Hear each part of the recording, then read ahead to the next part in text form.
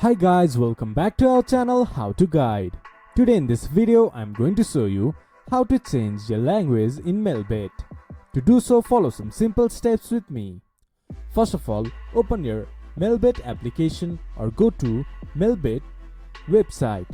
Then log into your account, then this type of interface will appear in your screen. From the top menu bar, click to Website Settings. From there you can see Language. Click on it. Then scroll down and choose any language you like. Then the language of MelBet will be changed. This is how you can change language in MelBet.